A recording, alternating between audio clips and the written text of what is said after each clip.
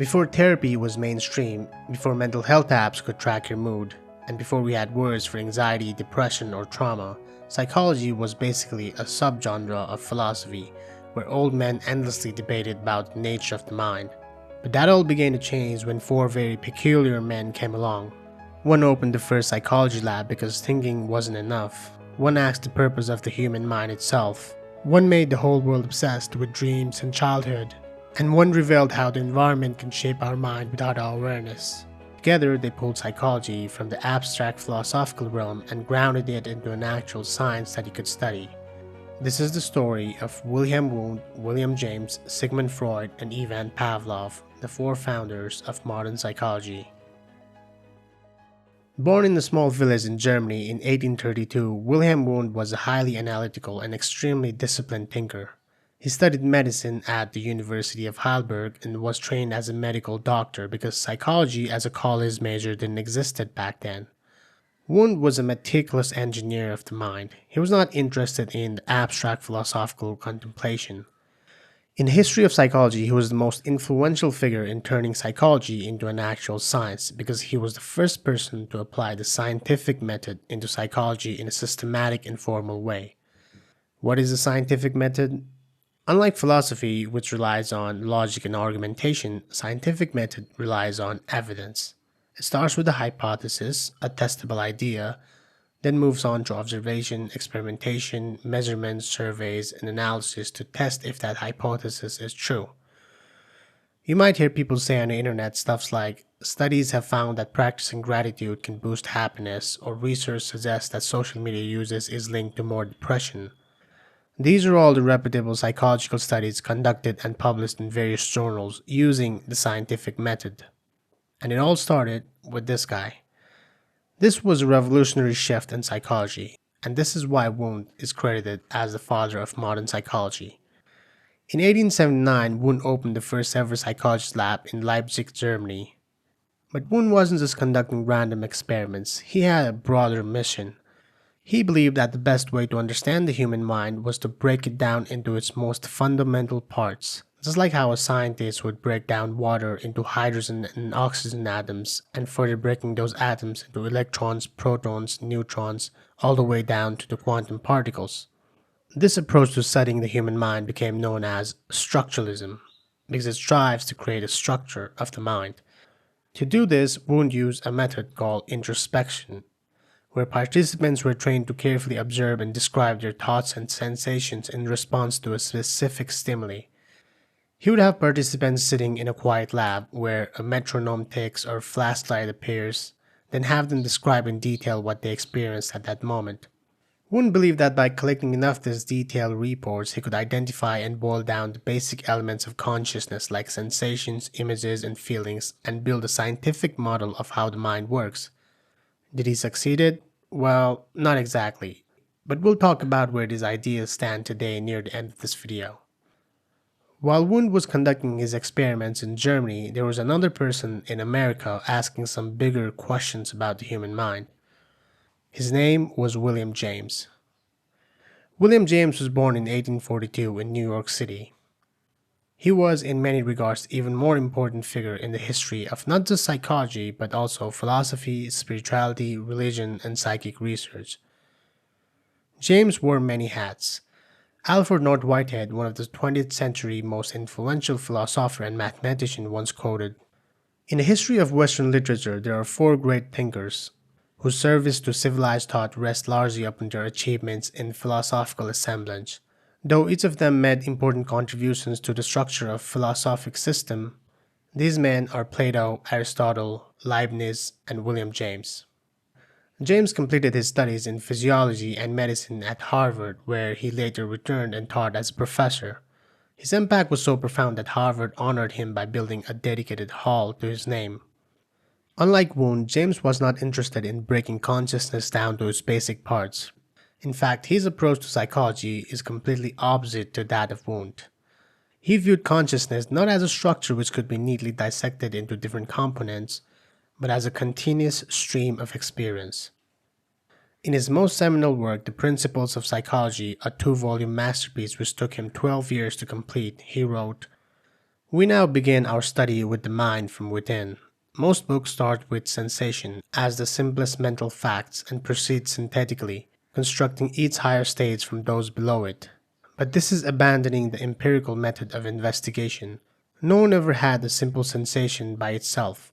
Consciousness from our natal day is of teeming multiplicity of objects and relations, and what we call simple sensations are a result of discriminative attention pushed often to a very high degree. James was arguing that psychology shouldn't start by breaking down the mind into simple sensations because no one ever actually experiences a sensation in isolation. Instead, consciousness is like a flowing river, a continuous steaming stream of thoughts, feelings, and perceptions all happening at once. Basically, he was saying that the whole is greater than the sum of its parts. William James was deeply influenced by Charles Darwin's Origin of Species and the idea of evolution by natural selection. The theory of evolution says that species adapt over time by passing on traits that help them survive and reproduce, while the traits that don't benefit are gradually eliminated.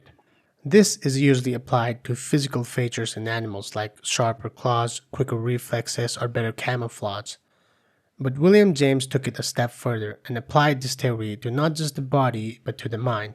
He believed that all the mental processes like thinking, feeling, and decision making evolved because they served a practical purpose. For example, anxiety may have evolved as a survival mechanism to help us detect threats in our environment and respond quickly to danger. This practical evolutionary perspective of psychology gave rise to what's called functionalism, a school of thought that is focused on the purpose of consciousness and behavior rather than their components. So, while Wundt asks what's the structure of the mind, what is the mind made of, James asks what's the purpose of the mind, what is the mind made for. But Wundt wasn't impressed with William James' approach. Matter of fact, he reportedly dismissed James' principles of psychology as more literary than scientific. He admired James' writing but criticized the lack of experimentation and strict methodology. While the debate between Wundt's structuralism and James' functionalism was going on, a completely different kind of psychology was about to emerge. Enter Sigmund Freud. If Wundt was the engineer of the mind, James was the soulful adventurer, and Freud, he was a detective. He investigated the hidden layers of mind just like a detective would investigate a crime scene. He asked, what is the mind trying to hide, and what truly influences the human mind? Born in 1856 in Czech Republic, Freud also studied medicine at the University of Vienna, specializing in neurology. Freud's revolutionary idea began in 1880s with a patient who goes by the pseudonym of Anna O. She suffered from a baffling set of symptoms: paralysis, hallucinations, emotional breakdowns. But here's the thing, she didn't have any physical cause. She was treated by Joseph Breuer, a physician and a close colleague of Freud, and during her treatments the real turning point came not from any medical intervention but from something far simpler: a conversation. Anna would insist on talking about her memories, her dreams, her emotions, and over time her symptoms began to fade. She called it the talking cure. While Anna O never directly worked with Freud, this case highly impacted him. It convinced him that there was more to the mind than conscious thoughts, and it led him to develop the theory of the unconscious mind and the practice of psychoanalysis. Freud was also influenced by two particular philosophers, Arthur Schopenhauer and his will to life, which is an irrational force within all living beings that drives us to survive, reproduce, and endlessly strive, even when it leads to suffering, and Friedrich Nietzsche's will to power, which states that the fundamental drive in humans is not just to survive but to grow, dominate, and create, and assert strength and control over the environment and themselves.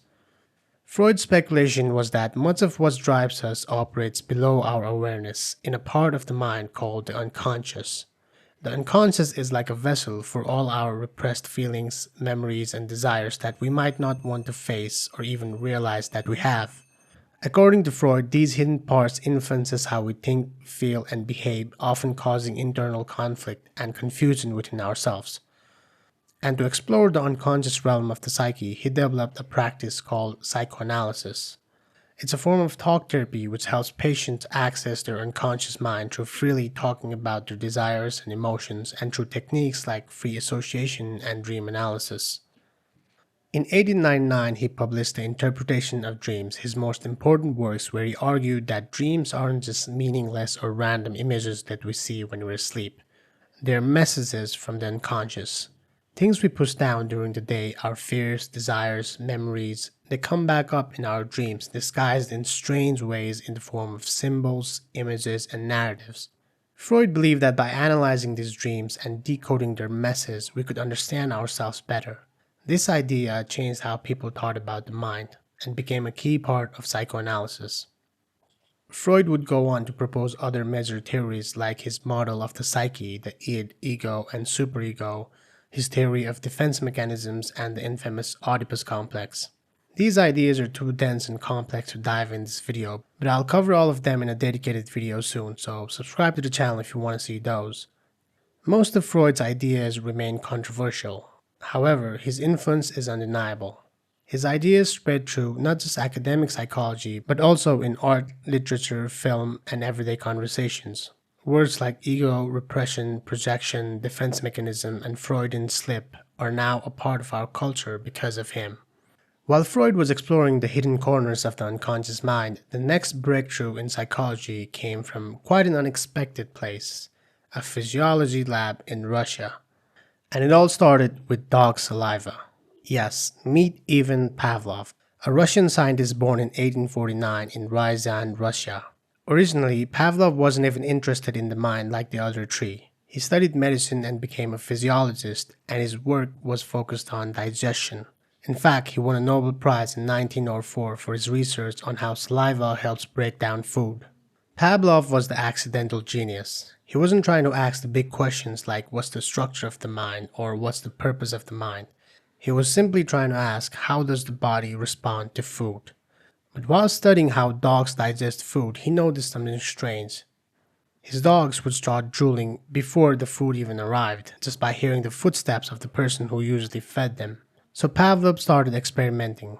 He rang a bell right before feeding the dogs, and after repeating this a few times, he noticed that just the sound of the bell without any food made the dogs start drooling. This became one of the famous experiments in psychology, and it led to his theory of classical conditioning.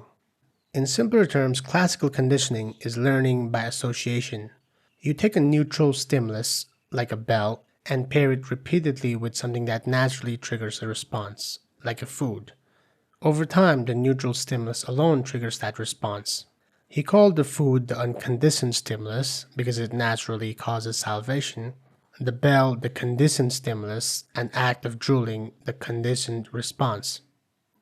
But this isn't just about dogs. To make this relevant, imagine every time you get a notification, it's bad news, a stressful email, a class deadline, or a message from someone you're trying to avoid. At first, the notification sound means nothing, it's just a beep. But over time, your brain starts linking that neutral sound with the stress that follows.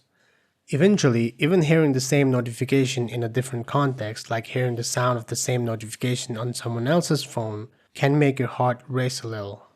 That's classical conditioning. It might sound basic, but Pavlov's work changed everything. It proved that behaviors could be studied objectively through observation and measurement without diving into abstract theories about thoughts or emotions. Even though Pavlov never considered himself a psychologist, his discoveries accidentally changed the field forever. His approach to psychology was more like Wundt's than James and Freud. He didn't care much about thoughts or feelings, he cared about measurable reflexes and repeatable and observable behaviors. Classical conditioning also laid the groundwork for behaviorism, a major movement in psychology that focused entirely on observable behavior rather than internal mental states. So, where are all these ideas today? None of these early theories are around anymore exactly the way they were originally imagined, but all of them left deep remarks on psychology we know now. Wundt's structuralism didn't last long because introspection was too subjective. People's inner reports were not consistent, and there's no way to objectively verify them. But Wundt's insistence on experimentation and data collection became a permanent part of psychology. Today, the scientific method is still what holds psychology together. William James' functionalism then became an official school of thought, but his influence is everywhere. His emphasis on how mental processes help us adapt and survive laid the groundwork for evolutionary psychology, educational psychology, and cognitive science. Freud's psychoanalysis is largely rejected by the mainstream psychology. His theories were too difficult to test, often unscientific and heavily based on interpretation. But Freud changed how we think about the mind forever. He introduced the idea of the unconscious, and even today, therapists explore how past experiences shape behavior. Plus, the terms like ego, defense mechanism, and repression are now a part of everyday language, so culturally, Freud never really left. Pavlov's classical conditioning had the most direct influence on modern psychology. His research became the foundation of behaviorism, a movement that dominated psychology for the first half of the 20th century. While behaviorism has since evolved, his core idea that behavior can be learned through association is still used in everything from habit formation to exposure therapy and behavioral training. Today, psychology is extremely vast, more complex, interdisciplinary, and data-driven than any of the four founders could have imagined. It includes everything from neuroscience to cognitive psychology, clinical psychology, social psychology, developmental psychology, and many more. These four men didn't have access to fMRI machines, double-blind trials, or massive research grants, but they asked the right questions. They all approach psychology from different angles, but together they turn psychology into something real, something that could be studied, practiced, and built on. And that's why even more than 100 years later, they're still being taught in every psychology measures. We start with them not because they had all the answers, but because they were the first one to seriously try. If you like this video, consider subscribing to the channel.